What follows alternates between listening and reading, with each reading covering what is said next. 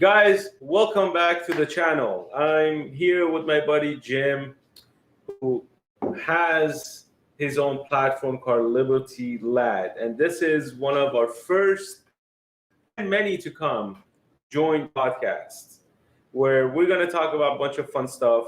And I told you guys, I got to wait because YouTube has me on so many strikes and I'm shadow banned by the entire world. I'm like the next Alex Jones. So We can he just got back on X. So I think we're okay. But And he did get interviewed with Tucker Carlson, Yeah, so we can right. hope that you become the next Alex Jones. exactly. So I might be the next Alex Jones. Who knows? But I came on. We are coming on because there's some important things that happened today that we wanted to get the message out to everybody. I'm gonna shut up because I don't know all the legal terms. So I'm gonna, pass it over to Jim. Jim's gonna, do his.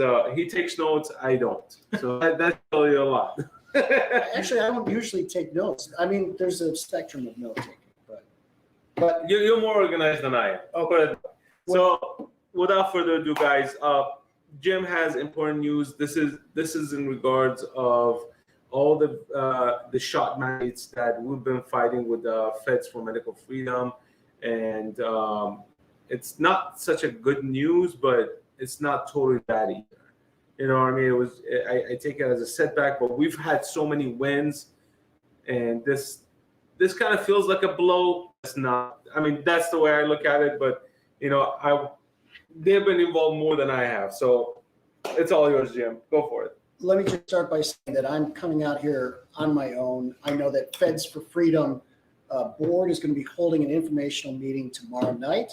That will be messaged out in email and social media. So be prepared. We want everyone to attend, and we're looking to try and get as many people to show up. We can give detailed information from actual lawyers as opposed to just somebody who's been deeply involved in the vaccine fight for quite some time. But I do think it's important to get it out today, the same day it happened, and in time so we can continue to sort of build momentum. As Demis said, it's a bit of a blow, but the Supreme Court came out today and ruled against Feds for Freedom, ruled in favor of DOJ in terms of mooting our case in the Fifth Circuit, or make it moot and vacating lower court rulings. So what I want to do is take just a little bit of time to sort of talk about some of the specifics of what occurred, and a few other notes here and there, and we'll just chat through it.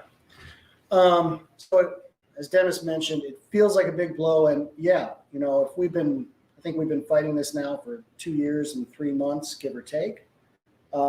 We've enjoyed an injunction against vaccine mandates for the better part of the entire time that it was instituted, and that really was a testament to individual federal government employees and individuals across the United States who helped support this, fighting something they felt was either constitutional or ran counter to religious freedom. So this is a testament to all these people who stayed in the fight for this long. What does all this mean? Well, it means that DOJ came forward and said, hey, what we want to do is appeal this up to the Supreme Court, and we'd like the Supreme Court to say it's moot, and then with that ruling, vacate the lower court rulings that were wins. So what does that mean? Well, it means that the next time that there is a vaccine mandate, we are losing the advantage of some case law that has been set, particularly through the Fifth Circuit. So again, we enjoyed the injunction. We enjoyed having the injunction, I think, since January of 2021. It was vacated on all the technicalities for now, but lawyers, tomorrow when you tune in to the board meeting with Feds for Freedom and the lawyers, they can give more details on exactly the substance of that. But so it was vacated on technicalities. But again, we saved hundreds of thousands of jobs. We saved people's health. And it's still technically a long-term win and a long-term battle. So there's a few cases involved in this Supreme Court ruling. There's our Fed's case. There's a Fed worker case with a fellow named Jason Payne. There's an Air Force case, and they were all sort of wrapped together in this win for DOJ. So we lose exactly for the Fed's case. Well, the Fifth Circuit Court ruled that we had a right to pre-enforcement challenge. What does that mean? Normally, federal government employees have to use the CSRA, the Civil Service Reform Act, to argue employer-employee disputes. Okay, so that means using EEO mechanisms or anti-harassment mechanisms, MSPB, the Merit Service Protections Board, OSC for political complaints. In this case, because it's a matter of bodily autonomy, the Fifth Circuit ruled twice that we had a right to pre-enforcement challenge. I think the thing that's super disappointing about this ruling is it wasn't just like there was a single judge that said, hey, listen, you have this right. This was an en banc ruling from the Fifth Circuit where the entirety of the Fifth Circuit ruled on this. So disappointing. The other issues that were at play with the Fed's case, with the Feds for Freedom case, was that the president lacked authority to issue a nationwide mandate for federal employees. And one of the key things that was super important from the en banc ruling was that they defined a vaccine mandate as legally defined harm. Now that's really important case law. It's important case law because a lot of times many cases went to court across the United States, and when they went to court, they're like, well, hold on, guys, were you really harmed? You're like, well, you're threatening me to lose my job. I'm not going to be able to pay for groceries. Going to have to take my kids out of private school and figure out what I'm doing, or whatever. They're like, but have you really been harmed? What the government wanted was proof that you've been harmed, which means fired from your job, removed from ability to earn money before you actually say that you've been harmed. Now, the great thing about that ruling, that en banc ruling, was that vaccine mandate itself was considered legally defined harm. Now, that's off the books now. We're starting from zero. With the case Fed worker, Jason Payne, he had argued that he had natural immunity. So it was a natural immunity argument. There's some nuances to that I think you folks will be better served tuning in tomorrow to listen to Feds for Freedom and their discussion on this. And then there's the Air Force case that it was talking about how the government had mishandled their religious accommodation requests, and that mishandling meant that they should have been disallowed from pursuing disciplinary action. So those were the pieces at play with the various cases that now, I hate to say it, but the next time a vaccine mandate happens, it's all start from scratch again. And that sucks because most of the rulings from Supreme Court, they reference other cases that have been played and they've been ruled on and all that stuff, and it's like, well, we base our decision and opinion on X, Y, this versus this, dated this in this state, and that's how the opinions mostly are formed of previous cases and how they were handled. And if they actually hold any legality, they look at the technical side of it. And on our case, it was a technicality that got it kicked out. But again, I look at it on the bright side of the whole thing, because that's now, why I like you. and now, because we know what to do now. We went through the process. We know what got us to the injunction, and we know what challenges we faced. And this is the first administration that we've gone through that actually pushed some sort of mandate that required an injection of a product that was not fully tested. however they want to say, oh, it was tested or whatnot. Now the reports are coming out. Everything's different than what they were saying it was. So, well, what I was going to say was, I think what people want to know too is, well, why? Why did this happen? What was the justification for this ruling? And unfortunately, we know very little other than what is common practice at the Supreme Court. Again, you'll need to listen to actual lawyers, but it's ordinary practice for the Supreme Court to grant this to the DOJ when they request it. And it may seem unfair, and I certainly feel like it's unfair. However, a lot of times when the DOJ asks for this unusual measure, they will grant leeway to the government. And they ask for a writ certiorari. I'm mispronouncing that, I'm sure. I don't even know what that means. Okay, well, tune in tomorrow for the lawyers. They'll tell you. They'll tell you what certiorari means. But the vacation of the judgment. What we do know is what the only Supreme Court justice to write a dissent was Ketanji Brown, and she got it right. She and hopefully I'm not mischaracterizing this, but it really came down to she believes, and I agree, there's a high bar for dismissing case law.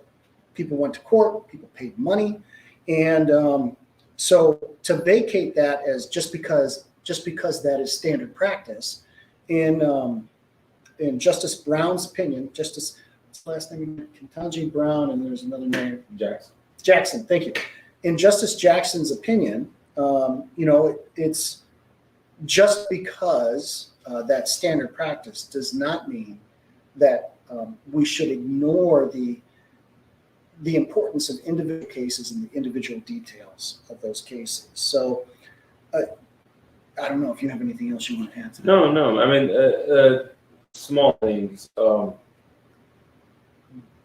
The ruling for today, or the opinion that came out today, she hit the nail on the head. Like, it should not be the previous cases should not be dismissed, and that's what she's saying. And this is the most liberal, Supreme Court judge sitting and providing this opinion. I was actually expecting more of these judges on the board to provide more substantive. Yeah, I'm waiting for more information to come out, but I won't lie. So I really wanted more from. Oh yeah, absolutely. I mean, we wanted to win.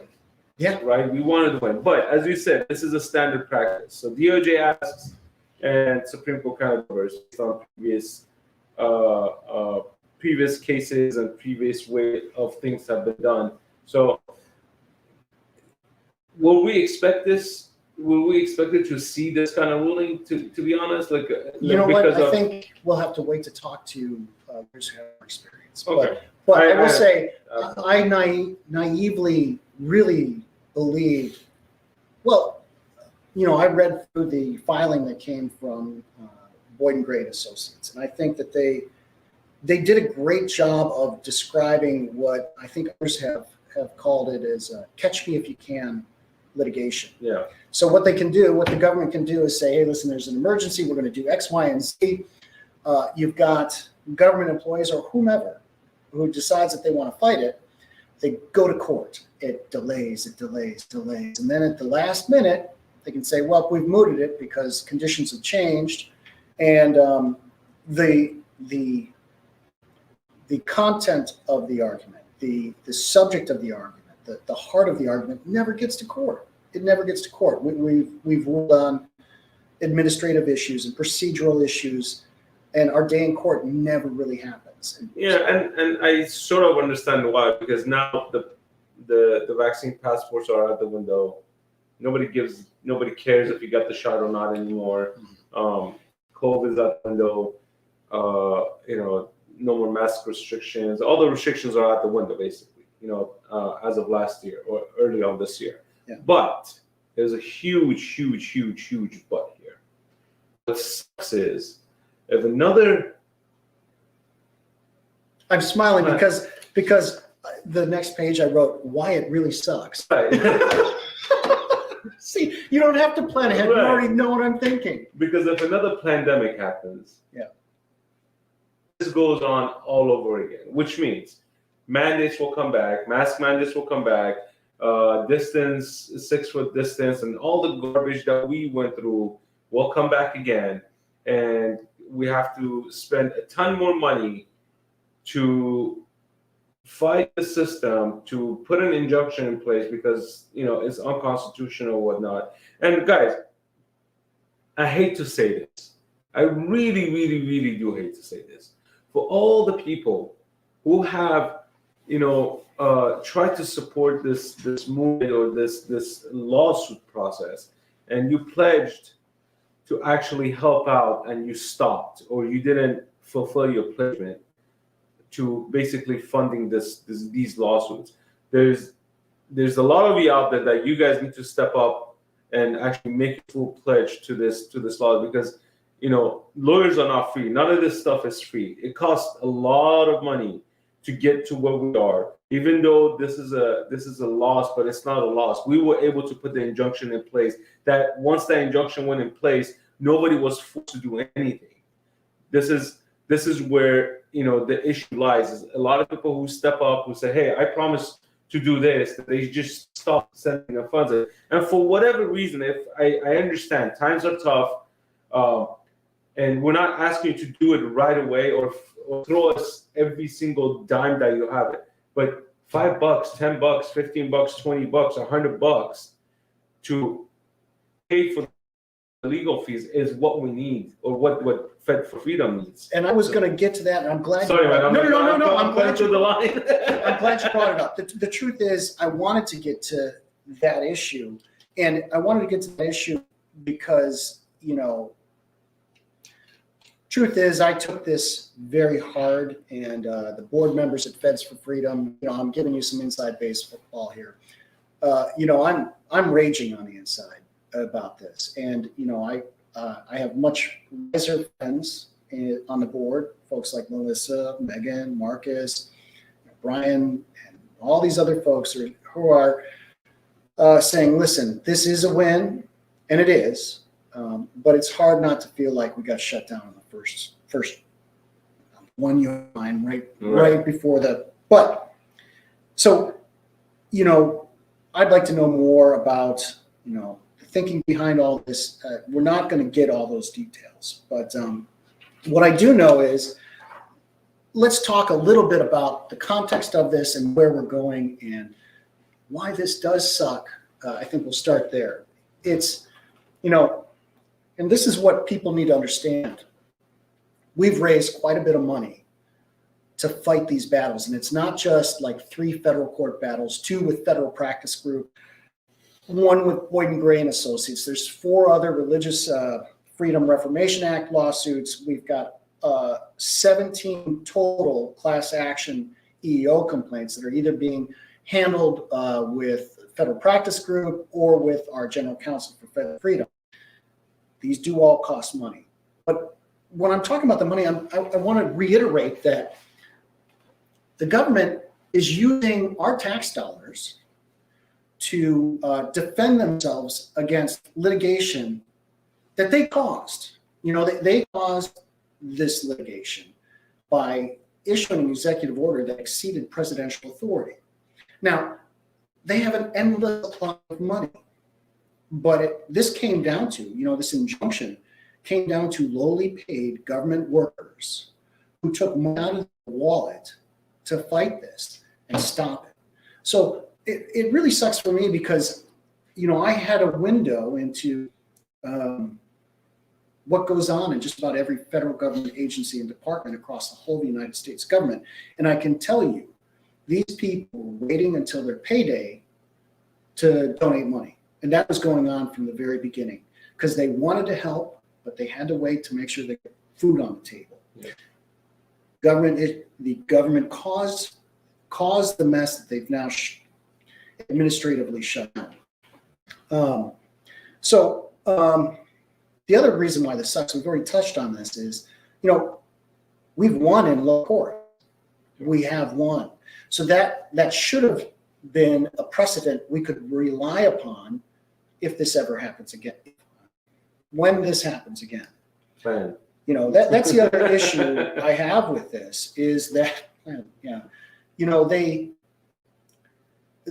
predicate the mootness on the supposition that the government has no intention of issuing another vaccine mandate. However, the only reason to moot and then vacate these decisions is because they plan on negating or issuing another mandate again. It's sort of this absurd, we live in Absurdistan.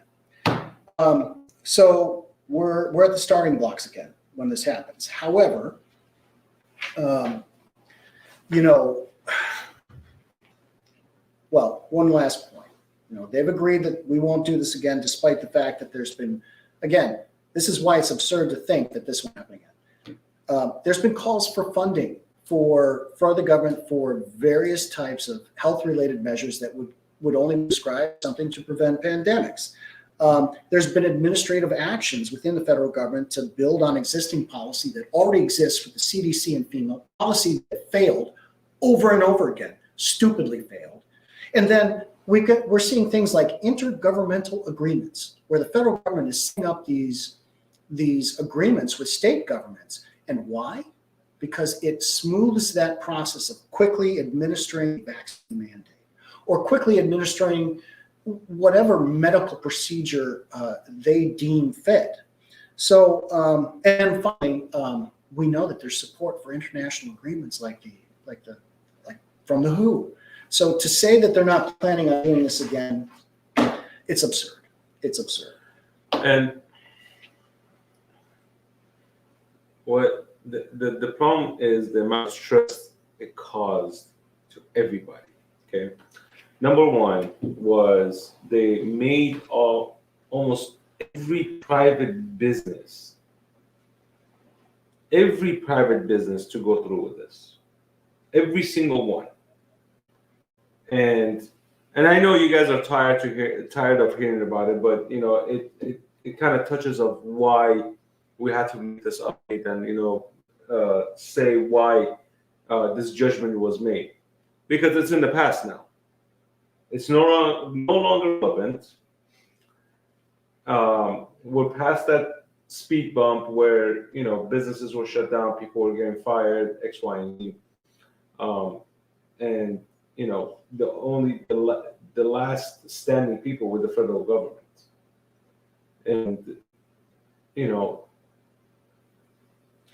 it sets a precedent to a point that people lose trust, people lose faith in whatever small system that was actually working correctly, and now it's just down the gutter. Three things right there. That's perfect, Dennis.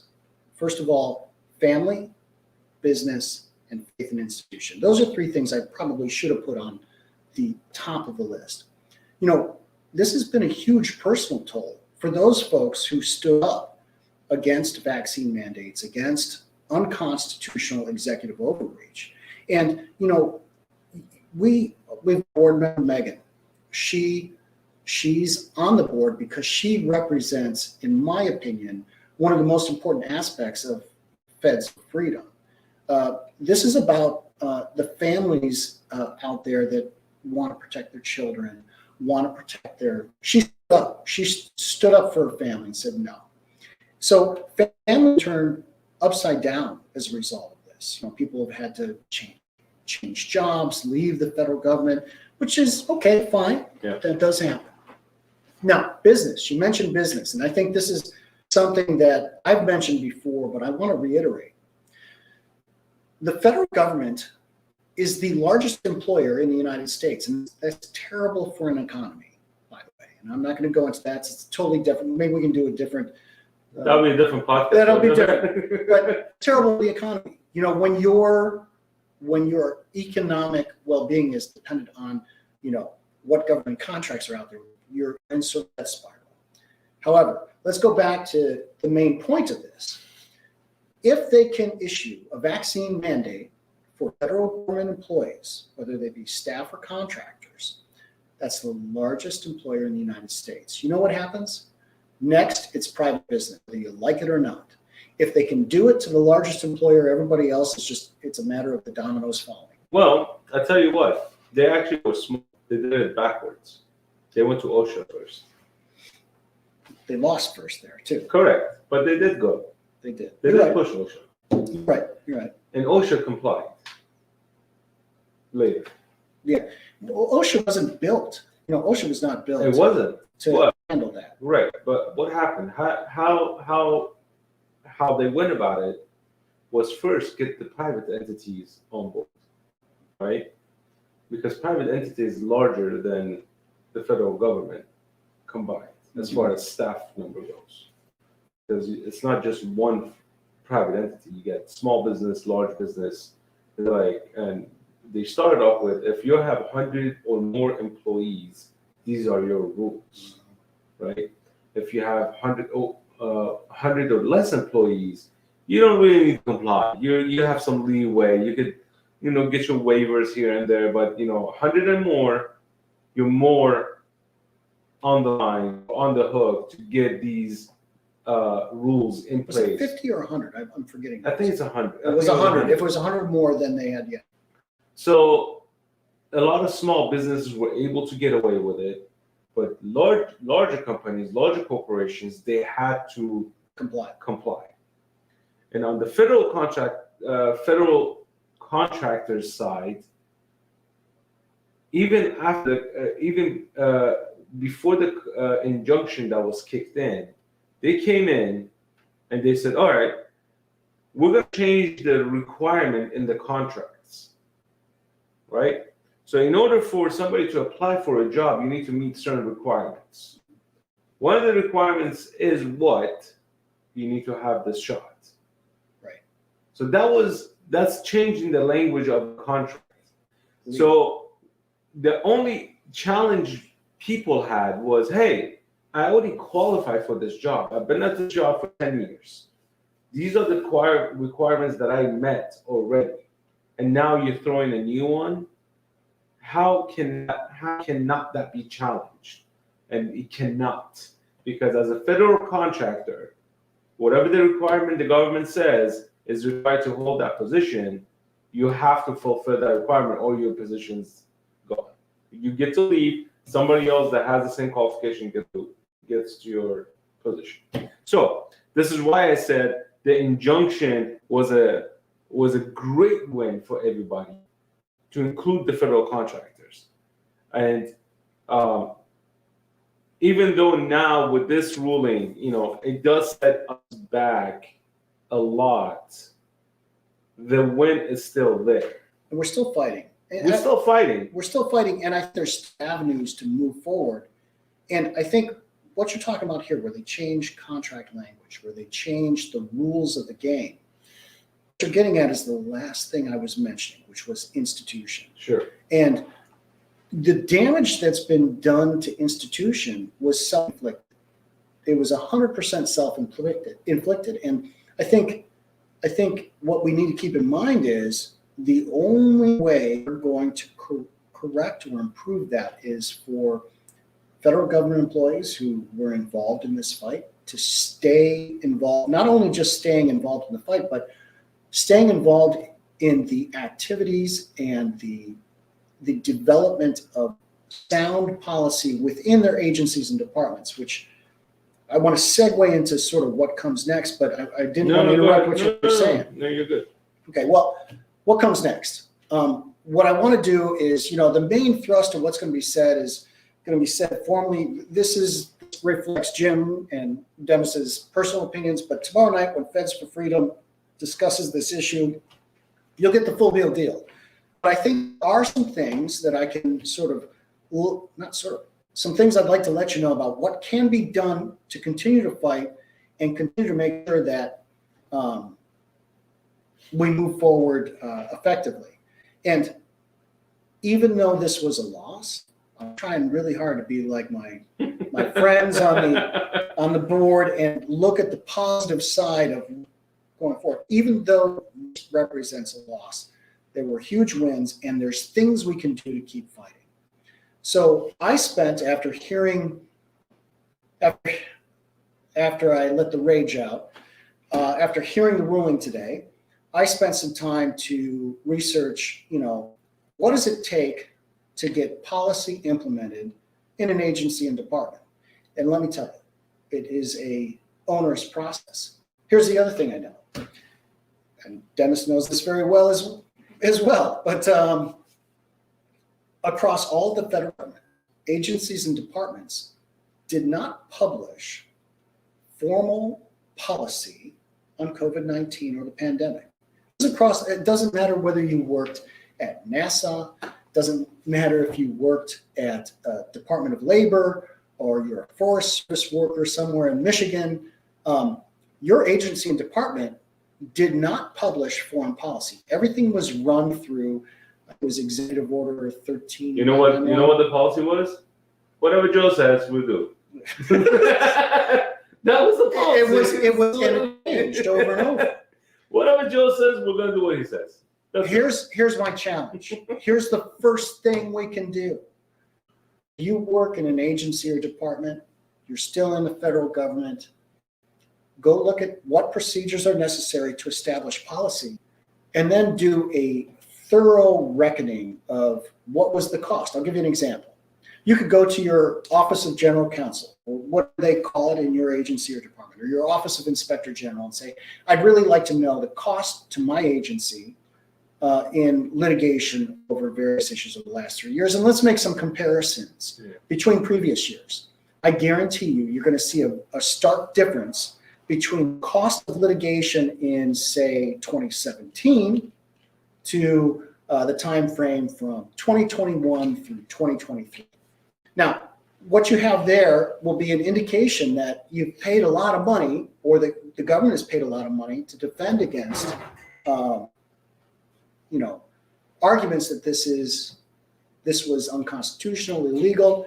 And again, this is not the fault of the employees trying to protect the government from itself. Take a look at mitigation measures. Some agencies, departments have their own health departments within. Take a hard look at the mitigation measures that were put in place. Look at the stats and determine whether or not those mitigation measures did one little lick of benefit. I can tell you, I know some of those stats already. They didn't do anything, and that mitigation measure includes vaccination. What you want to do is compile those statistics, because you have to justify to your agency and department why there is a need for a specific policy. And then there's a whole coordination thing. But how about instead of a reactive issue, because policy, okay, we have a policy for sexual harassment. Why? Well, because somebody in the past decided that they wanted to sexually harass somebody. Yeah. It's reactive.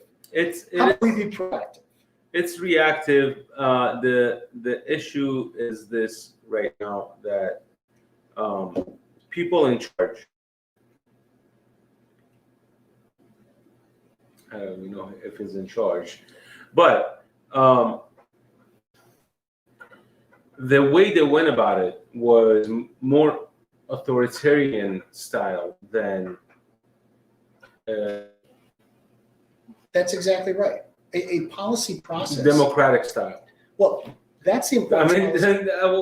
I mean, keep talking about democracy, but this was the most authoritarian style of ruling. But the dictator does this. They did it the whole world. The whole world did the same thing. This is why you kept hearing the new world order, the new world order. We heard it from who? We heard from all the foreign governments who, China and everybody else. This is the new world order. But that's exactly the executive order. The globalists, basically. Well, and even if you don't want to go down that road, it fine. is that road. Well, I'm disagreeing. But what I'm saying is, even if you don't want to go down that road, when an executive order comes out, by definition, it's an order from the executive. Correct. It's not a legislative action from the legislative body. It's not the law. It's not a law. It's an executive order. And it's also not policy. See, when you make policy in an agency or department, there's a collaborative process. There's a period of time where those affected get a chance to actually weigh in on the policy and say, hey, listen, if you do it this way, these are the second and third order effects. And this has to be communicated with all affected persons. On top of that, this collaborative process goes through a series of iterations where it's going to be coordinated with everybody under the sun. However, it's worth the time, especially if we can do it before the next time we have another. Be prepared. Let's be proactive, not reactive. Let's be proactive. And again, okay, you can say that we're Don Quixote swinging at windmills, but why not try? There's no COVID policy. Why don't you be the first person in your agency to pull COVID policy actually published in formal regulation? They're not going to do it. But it's worth the effort. It is worth the effort. And the end result is this, guys. Everybody went around, it's the law, it's the law, it's the law, it's the law. There was no law. Executive order does not mean law. Executive order does not mean this is the law of the land. This is why we are a constitutional republic. Okay, we are not a democracy. So stop saying the word democracy. United States is not a democracy. United States is a constitutional republic with democracy way of doing things. Okay, freedom of speech, voting, and all that stuff. Blah blah blah. When it becomes a law, it's state by state. Okay. Only time it becomes a law if the House and Senate actually agree on it, pass it, the president signs it, then it turns into a law. Same thing with the weed, marijuana, federally illegal. Marijuana is federally illegal in the United States, correct? I believe so. Okay. But states have the authority to make it legal in their own state. So that's why you have states like California, New York, Chicago, DC is not a state, but it's legal in DC. A bunch of other states, they made marijuana legal, which means you can walk down the street, smoke your pot, you're so high you're gonna, walk in front of a moving car. Nobody cares because it's legal to smoke weed. Now, federally, you are breaking a federal law, right? Because federal law states, which means federal law, every representative from a state, from different districts, said yes to this law that marijuana is illegal. So now you have your representative in the House, your representative in the Senate. They all said, yes, it's illegal. Yes, it's illegal. We vote on it. Yes, we deem it illegal. They send it to the president. The president signed it. Now it's a federal law. It's illegal. Executive order is not that. A state can turn around and say, screw you and your executive order, we're not going to obey it. Florida is a perfect example. Texas sort of did that, but it wasn't that great. But Florida was the biggest one that was not playing ball of what Joe was doing. Florida says, screw you, bro. We got our own rules and laws. We're not going to obey by what you're saying. Everybody's open. All businesses are open. You don't have to do the mask mandate. You don't have to do the shot mandate. You do it at your own leisure or your own decision. This is the difference of having a federal law versus a state law versus executive order. So everybody needs to say, if a employee at a state comes and says, oh, it's the law for you to have a vaccine card. There's no law. There was never a law. It was a requirement by that state. It would, because even a state. There were some blue-haired weirdos screeching about it. Sure. They scared me a little. Right. Even a state, even the state has a House representative and a Senate, which has to go to the governor to sign. Then it becomes a state law. None of that happened to any of the states. Even California, as liberal as they were, there was no House vote, there was no Senate vote, there was no sign that passport mandate is required. None of that happened, right? What they did instead was put fear in people's eyes, and they activate the police to execute a non-existing law. And that's exactly what happened. But that's why, you can fight back. you can fight back. That's just one thing. I've got a few others on the list we Go can for it, do. And so here's just to recap. Go to your agency or department. Figure out what it takes to get a policy published, and be the first kid on your block to publish COVID-19 policy or pandemic policy in your agency or department, so that you can protect the economy. Now, point two, legislative action. So we need to be reaching out to our legislators. And again, NDAA that came out was not sufficient. In fact, in many ways, the NDAA that came out actually hurt the military in many aspects. They said, listen, COVID-19 mandates are done, vaccine mandates are done. However, what they didn't put in legislation was, let's talk about how we provide back pay for those officers and enlisted who were pushed out.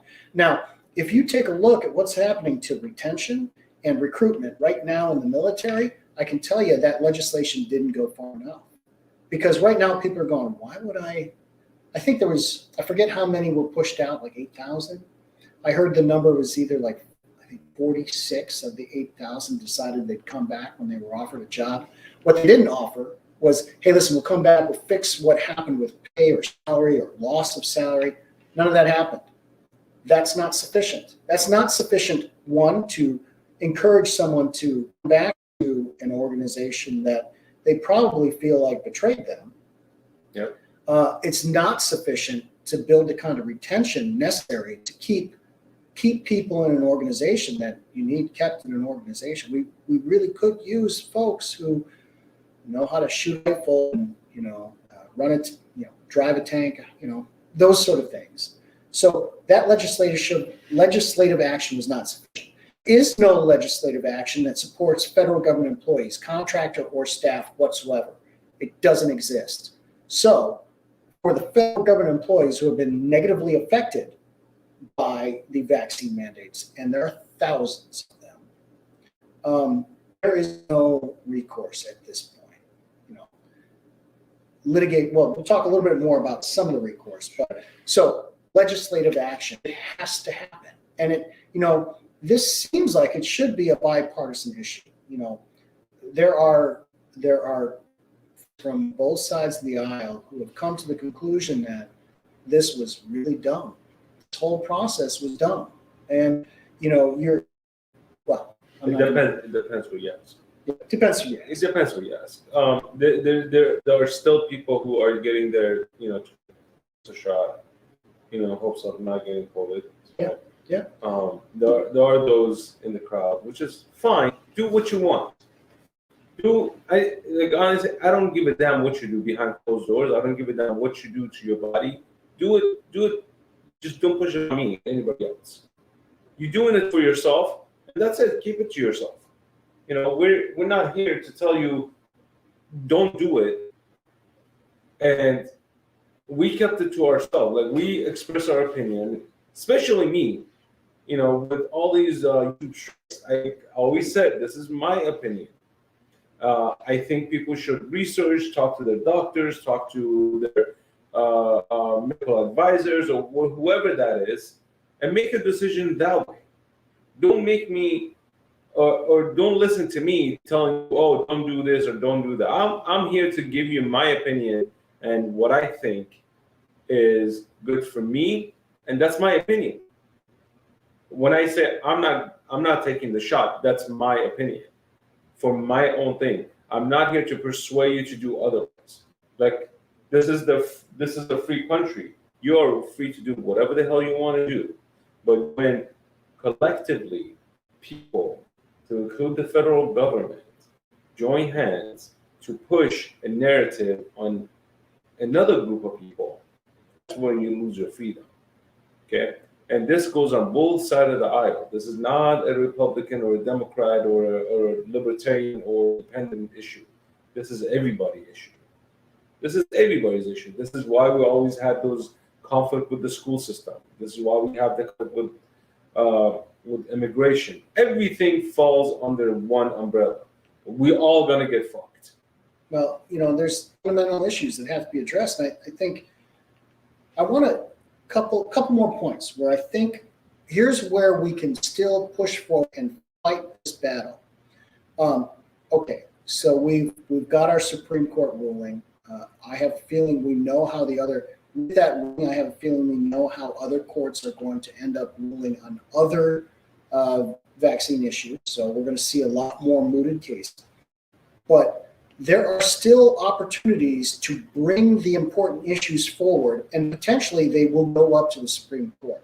So let's talk a little bit about the EEO complaints that have been ongoing from basically day one from the vaccine. In fact, in some cases before the vaccine mandates, because some of these EEO complaints had to do with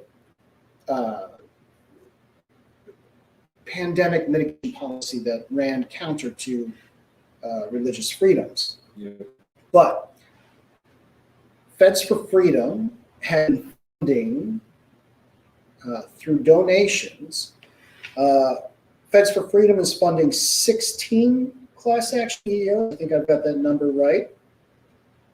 There's one other that is they're all Feds for Freedom members, but they're funded through a different law firm and it's self-funded due to specific needs for that agency.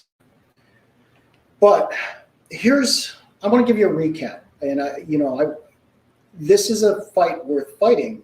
However, Feds for Freedom, formerly known as Feds for Medical Freedom, but Feds for Freedom needs help.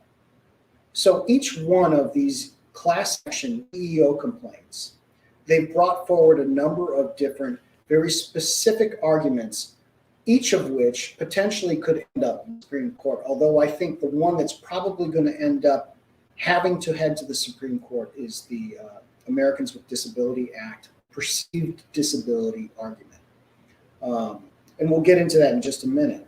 But there's three main complaints, and really two main complaints and one complaint that is yet to really see where that'll go. But there's Americans with Disabilities Act complaint, there's a Religious Freedom complaint, and then GINA, which is the Genetic Information Act complaint. But I'll start with ADA. So what ADA is basically saying is that because someone's employer mandates this vaccine mandate, when the employee says, well, hold on, I don't think I'm going to take this vaccine, what oftentimes happens is that employee is discriminated against because it's perceived that they are disabled. Now, that may sound counterintuitive, but the logic behind it is like, I'm the employer and I said, Dennis, go get your vaccine. And Dennis is like, well, Jim, listen, I'm not going to do that. I've got a lot of beliefs and I'm not going to do it. Thanks, but no thanks. Thanks, but no thanks. And I'm like, well, Dennis, here's what you have to do then. You put on a mask and you go behind that cabinet over there and you stay away from everyone else. No training, no TDYs. I'm not going to let you interact with anybody because, you're dangerous. You're going to kill people. You're good. Yeah, listen, you're compromised. You're I'm viewing him as a disabled person. He's disabled himself. He's not able to properly interact. And then I take that disability and I make him do different things because I've perceived it that way. That argument has been across all of our class action EEOs that we're helping to fund. And again, I hate being that guy, but it's about $120,000 to fund one of those class action EEOs. And let me tell you, there is no other organization other than Feds for Freedom that has said, listen, come to us and we will do our best to help fund the class actions. If we had a gazillion dollars, we'd fund individual complaints. We have to be picky and choosy. But, sorry, go ahead. And Feds for Freedom right now, the organization itself, it's kind of grown on its own and with the donation where, people are contacting Feds for Freedom for other health issues. Whatever the legal case they have, or it's not just for vaccine stuff; it's other stuff at this point.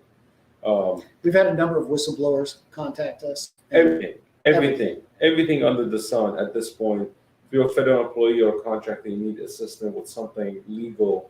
You can contact Vets for Freedom, and they will put you in touch with who you need to get in touch with. Um, I don't know if they'll be able. They do help financially in some cases, but again, We have to be picking and choosing. we have to broke. be We exactly. need money. So it's public funded basically. It is a 501c3, so it is a non-organization, and they need help. They absolutely need help. The amount of work they've done thus far, it's unbelievable to put in place, and I think people should look into these type of organizations to grow them and keep them in place, because if another situation happens and if Vets for Freedom is not around,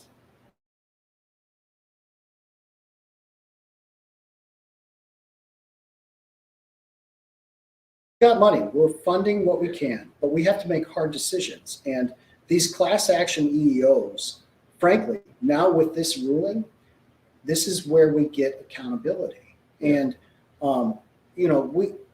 everybody who is a board member. We've got many volunteers who have volunteered their time. No money gets paid to a board member. No money gets paid to any of these volunteers.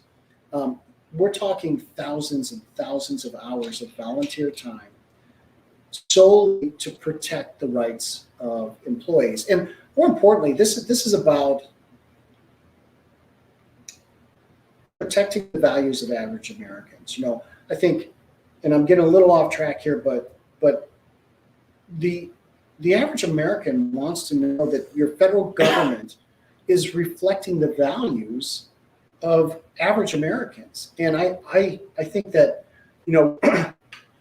peaked at about 9,500 federal government employees who were members of Vets for Freedom. And these are the people who said, listen, we're going to stand up. Well, they wanted to keep their jobs too. That's the truth.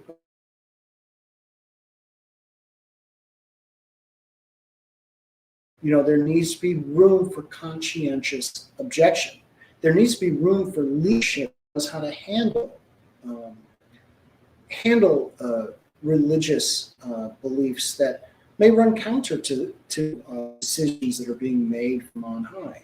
Yeah. So these EEO complaints are a perfect example. You've got the ADA complaints, but religious freedom. This is the only organization out there right now that has stood up for thousands of government employees and is more than willing to bring anybody in. And it doesn't matter whether you decided you didn't want to get a vaccine, or even if you did and you're like, listen, I'm uncomfortable with being coerced. So on the EEO complaints, this is an avenue that we believe we can push forward to get accountability. There's been probably most progress made with religious arguments. So, you've seen the military out. There's been many military lawsuits out there that have gone the right direction because, religious freedom is enshrined in our Constitution. So we've got those across our class action EEOs and individual EEO complaints. And then the GINA, I don't want to speak too much about that. That is a minority of our complaints, but I will say that as additional scientific data becomes available, those GINA complaints are becoming more and more, I won't say viable because it sounds like it's not viable right now, but becoming more and more important in this fight. Anything I'm missing on the EEO there? No. I think we're right on track. We have only a few minutes left on the podcast. Okay.